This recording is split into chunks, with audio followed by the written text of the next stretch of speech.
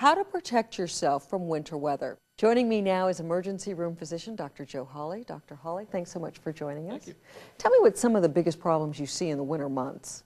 The perfect example is 2 or 3 weeks ago with the sleet storm that we had and the obvious environmental factors related to that.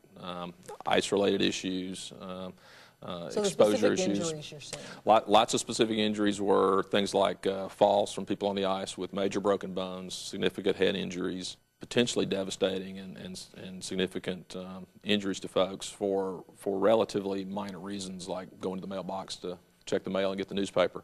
Other related issues are just exposure-related issues with things like hypothermia, frostbite from being inadequately prepared to be in the environment or being caught in a situation where you're in the environment and hadn't had an opportunity to prepare.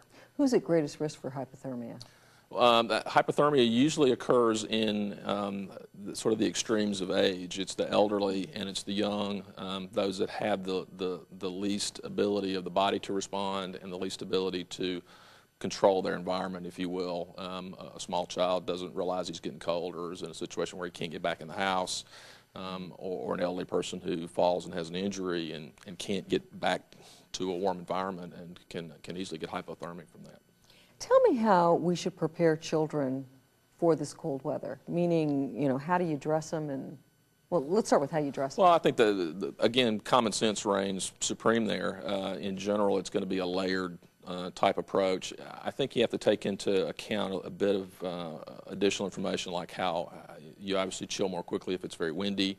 If you're going to be doing something where your clothing is getting wet, you tend to lose heat much more quickly through wet clothing.